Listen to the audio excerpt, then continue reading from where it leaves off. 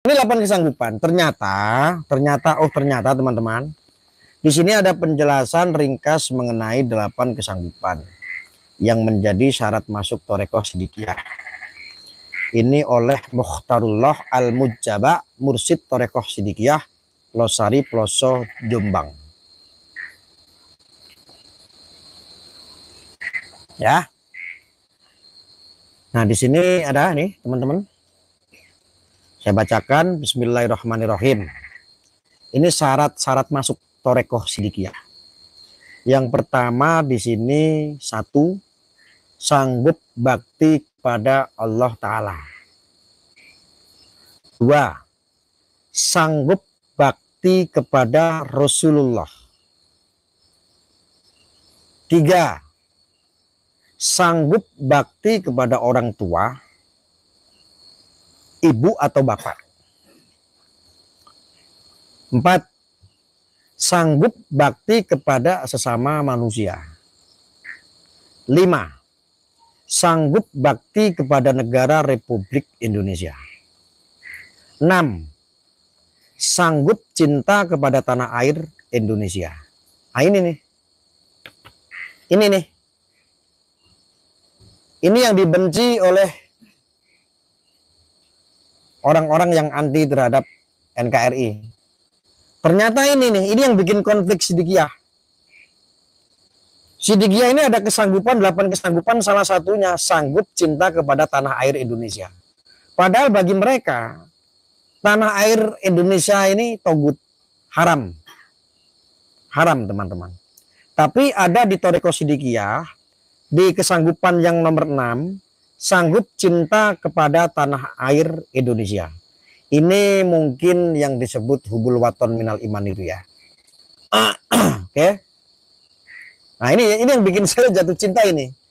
Ada 8 kesanggupan, yang ke-6 sanggup cinta kepada tanah air Indonesia. Saya sukanya di sini. Kenapa? Selama ini yang kami lawan adalah orang-orang yang mentogutkan tanah air. Ya, yang tidak suka, yang menganggap kafir, haram Indonesia ini, tanah air kita ini. Nah, jadi ketika ada semboyan 8 kesanggupan dan salah satunya sanggup cinta kepada tanah air Indonesia, saya suka. Saya jatuh cinta. 7, sanggup mengamalkan Thoreqoh Sidikiyah. Loh, kan saya belum bisa. Apa yang mau diamalkan? Sanggup mengamalkan Thoreqoh Sidikiyah. Wah, aku butuh bantuanmu kok ya, Gus. Sini bentar kamu. Sebentar. Sini, Gus. Sini bentar. Kamu duduk sini bentar. Duduk. Tak usah ngaji sebentar ini. Duduk. Yang disebut sanggup mengamalkan Thoreqoh Sidikiyah itu apa? Apa ya termasuk yang contohnya 3S itu? Ya, kalau sudah masuk Sidikiyah kan nanti ada. Sini dikit, kamu sini dikit. Dikit. Hah? Nanti kalau sudah masuk Sidikiyah kan ada amalan-amalan. Lah nanti ini masuknya nomor 7 ini. Oh, amalan-amalan itu Ya, masuk diamalkan.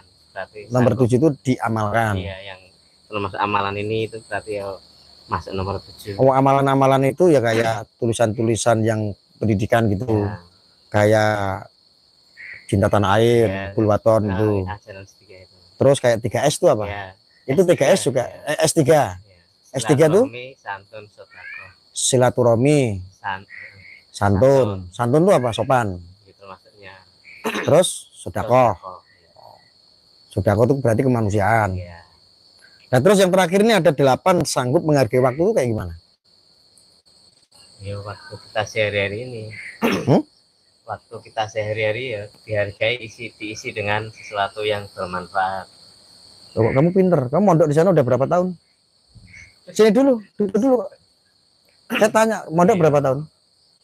Ya, Duduk sini loh, biar kelihatan tuh. Ya. Kamu mondok di Sidikiyah udah berapa tahun? Ya, ada 5 tahun. 5 tahun. 5 tahun. Saya baru mau belajar. Oke, wes, terima kasih, wes. Oh, jadi sang mengamalkan Thoreqoh Sidikiyah itu berarti amaliyah ya. Jadi amalan-amalan tujuan baik yang diperintahkan sama Allah dari Sidikiyah itu minta diamalkan. terus sanggup menghargai waktu yang ke-8. Jadi gini, 8 kesanggupan ini teman-teman, yang saya sementara ini ditolak sama Sidikiyah. Saya nggak bisa masuk di Sidikiyah itu gara-gara ini. Saya harus pelajari ini. Bukan berarti saya ditolak terus nggak bisa masuk ya. Tapi saya ditolak sementara saya nggak bisa. Saya kan tiba-tiba datang kemarin minta, saya mau duduk di sini, saya mau dibaiat, ternyata nggak boleh, nggak bisa. Harus setuju dulu, harus belajar dulu katanya. Nih dikasih ini cuma 2 ini, teman-teman.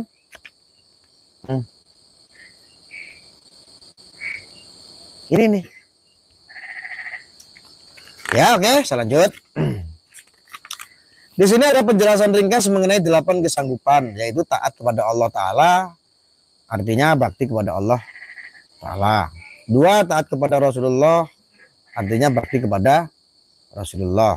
Ya ayyuhalladzina amanu ati'ullah wa ati'ur rusul. Ur-rusul ya ayyuhal. Artinya, wahai orang-orang yang beriman, taatlah kamu kepada Allah. Nah, itu contohnya seperti itu. Dan kepada Rasul-Rasul itu diambil dari surah An-Nisa 59 ayat 59, betul tuh. Taat kepada Allah, melaksanakan apa-apa yang diperintahkan oleh Allah Ta'ala dan menjauhi apa-apa yang dilarang oleh Ta'ala. Taat kepada Rasulullah artinya melaksanakan apa-apa yang telah diperintahkan oleh Rasulullah dan menjauhi apa-apa yang dilarang oleh Rasulullah. Semuanya itu menurut kemampuan kita masing-masing. Ini ada tulisannya tuh. Ya. 3, bakti kepada orang tua atau ibu bapak. Anis kurli wali walidaika ilayyal musi minal masyiru. Bakti kepada orang tua.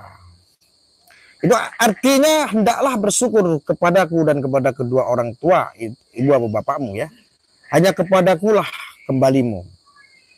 Nah, 1. Di sini dipecah lagi, ada kita wajib bersyukur kepada Allah Ta'ala karena Allah Ta'ala yang menciptakan wujud kita, yang menciptakan orang tua kita, yang menciptakan alam yang menjadi kebutuhan-kebutuhan hidup kita, yang menciptakan petunjuk-petunjuk untuk jalan keselamatan hidup kita di dunia sampai akhirat.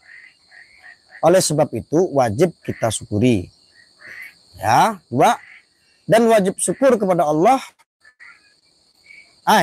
Sorry. Mataku kira untuk main masalahnya.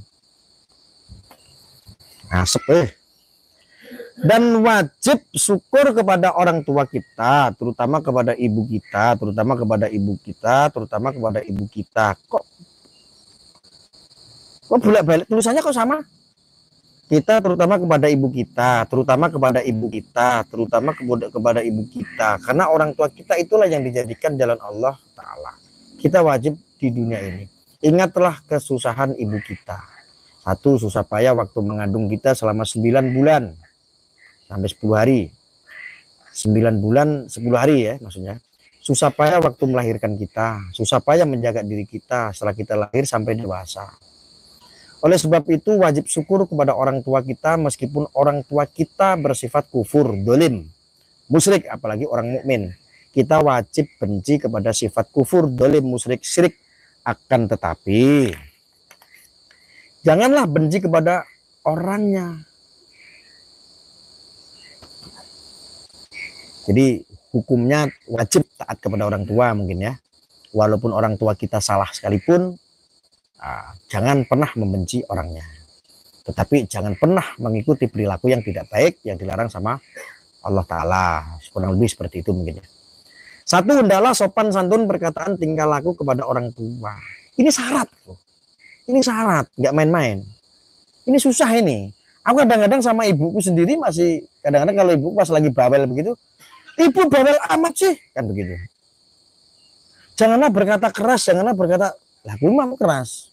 Ngono ya. Cintailah orang tua, aku cinta. Bantulah orang tua dengan pikiran, jiwa, tenaga, harta, benda. 5. Ikutlah perintahnya asal tidak bertentangan dengan perintah Allah. Bila kita diperintahkan syirik, janganlah diikuti.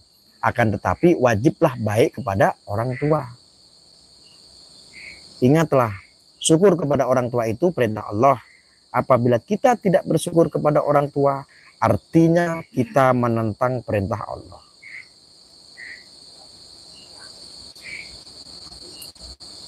Ya, saya belajar ini. 8, apabila orang tua kita telah meninggal dunia, doakan ruhnya. Mudah-mudahan dapat rahmat Allah dan peliharalah makamnya baik-baik.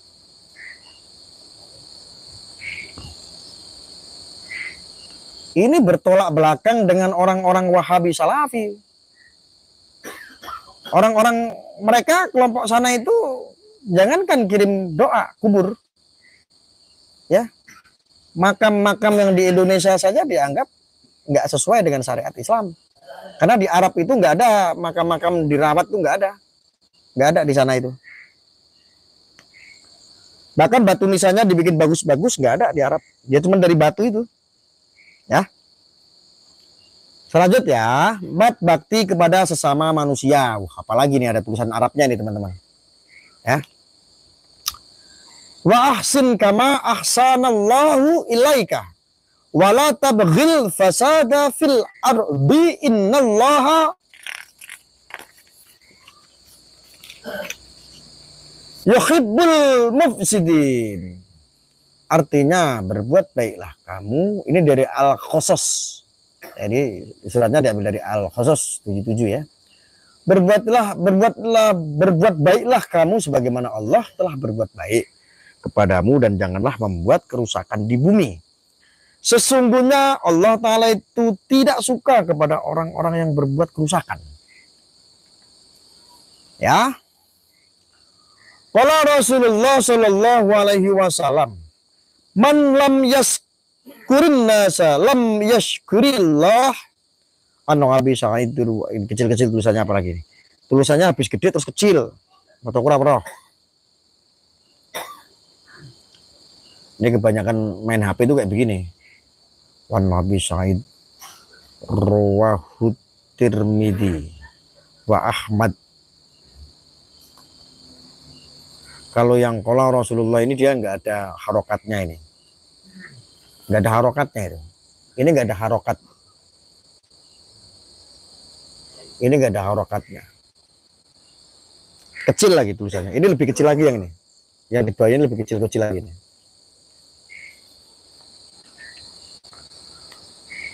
Artinya bersabda Rasulullah.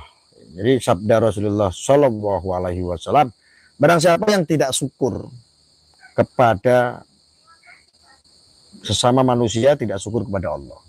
Bakti kepada sesama manusia itulah syukur kepada. Oh iya ini yang disebut hablum minanas. Oke. Bakti kepada sesama manusia itulah syukur kepada sesama manusia. Ingatlah kita setiap hari menerima kebaikan dari masyarakat. Oleh sebab itu berbuat baiklah kepada masyarakat dengan perkataan, pikiran, hati, dan harta benda. Ingatlah kita hidup bersama-sama masyarakat. Sadarlah kebutuhan hidup kita dalam setiap harinya dipenuhi oleh masyarakat. 5. Bakti kepada negara Republik Indonesia. Serius.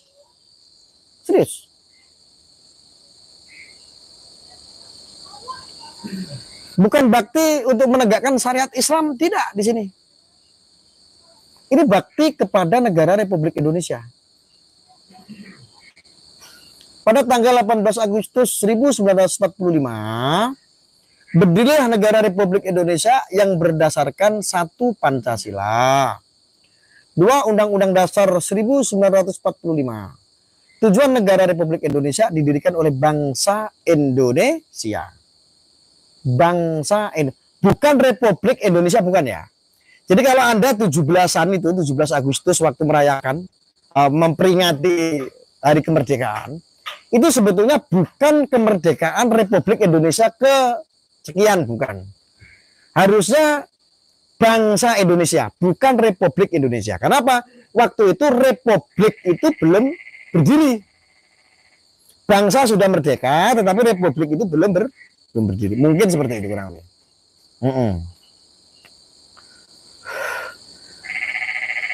Ya, 1 untuk melindungi segenap bangsa Indonesia.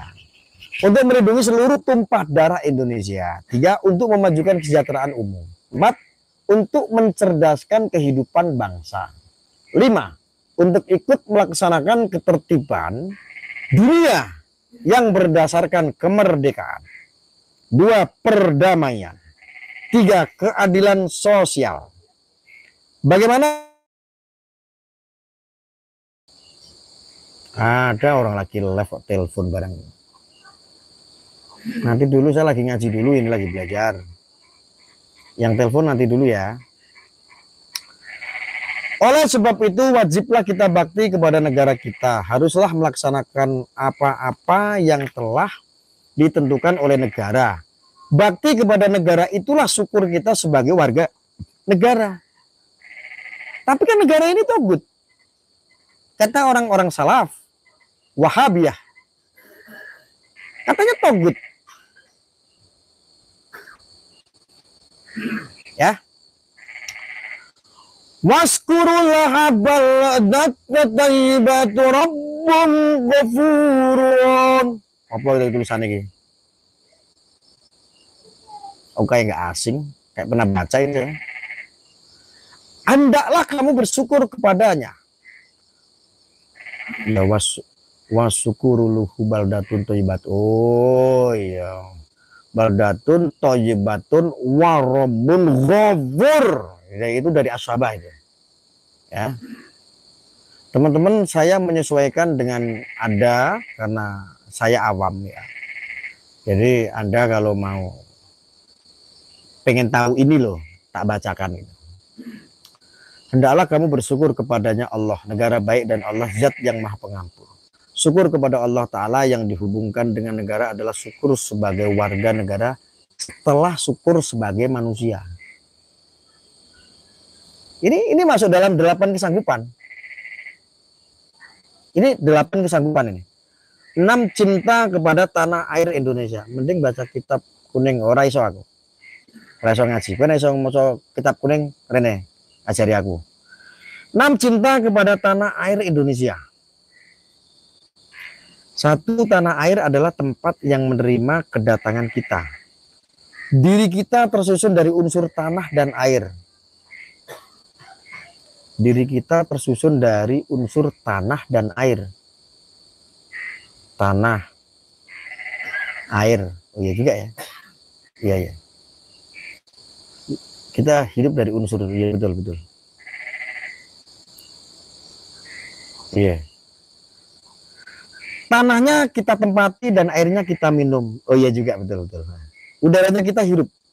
Hasil buah-buahannya kita makan. Oleh sebab itu kita harus cinta kepada tanah air. Cinta kepada tanah air adalah sebagian daripada iman. Iman adalah pokok pangkal agama. Oh ya, yang disebut hubbul waton minal iman.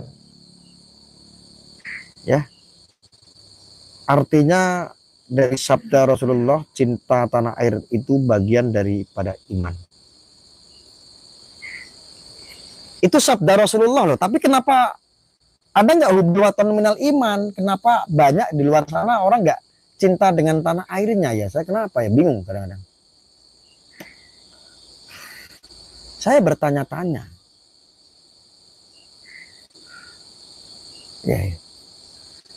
Ya. Cinta tanah air realisasinya adalah kita bangun sebaik-baiknya untuk kebaikan bersama, kita membelanya.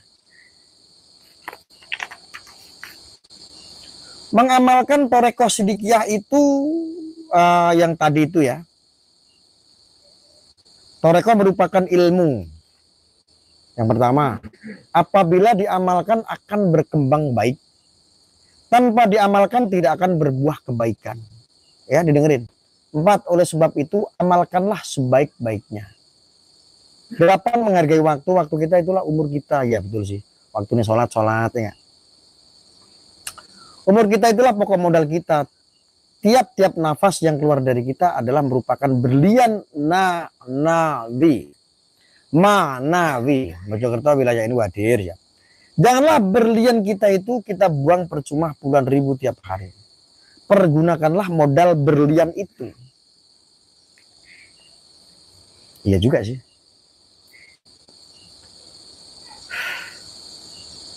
Bahkan berlian dengan waktu ya lebih berharga waktu ya. Waktu itu tidak bisa ditukar oleh apapun. Kenapa? Kalau seandainya bisa ditukar nanti waktunya saya mati, saya mau tukar aja sama harta. Tapi kan nggak bisa ya. Betul, waktu itu adalah segala-galanya. Sangat berharga. Maka menghargai waktu itu sudah menjadi 8 kesanggupan. Nah, ini apa ini? Ini untuk perniagaan. Amanu. Ya, oke. 2, wamilus solihat. Oke. Yang ketiga, tawassau bil haq. Wa tawassau bil haqqi wa tawassau bis sabr. Tapi ini tawassau bil haq. Tawassau bil haq. Oke. Terus 4, tawassau bis sabr. Oh, ini ada ini. Tawassau bis sabr. Iya. Oke, 4. Ini untuk perniagaan. Untuk perniagaan itu. Udah selesai cuman ini. Habis. Jadi teman-teman begitu ya. Kisi-kisi. Jadi sebelum Anda seandainya saya itu takjub ya kemarin. Takjubnya apa? Hebatnya beliau, saya suka dengan beliau.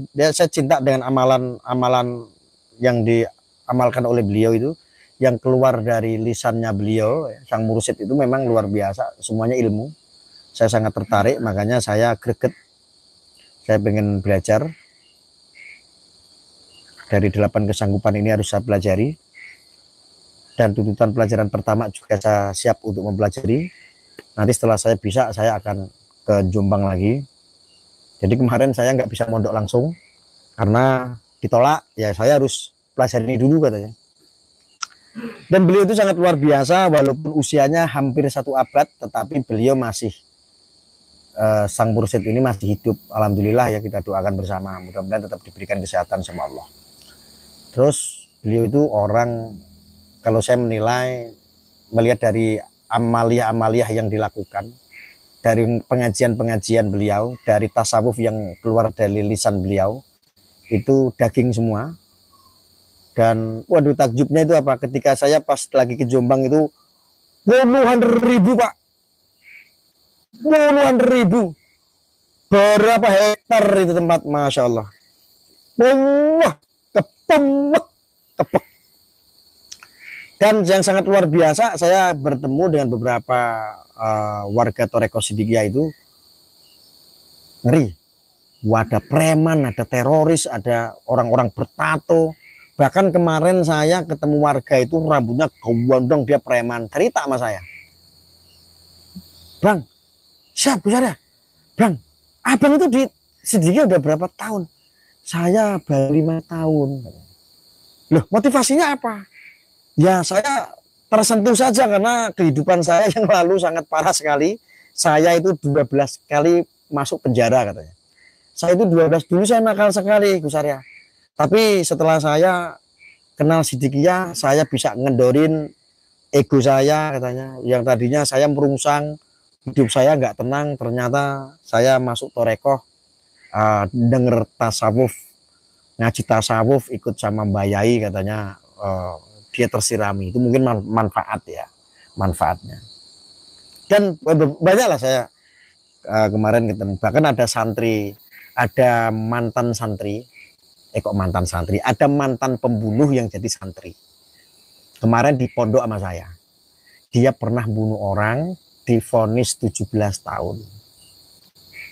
Akhirnya dia bertobat, dia menjalankan syariat, dia bertorekoh, dia ikut ngaji tasawuf. Akhirnya dia mondok, menenangkan pikiran, sampai sekarang dia udah sukses lagi. Dulu dia mantan seorang pembunuh. Waktu mudanya dia nakal, berantem begitu tapi sampai menghilangkan nyawa orang itu. Dan warna-warni itu. Lucunya itu apa ya? Hebatnya itu kok bisa ya? Kok bisa?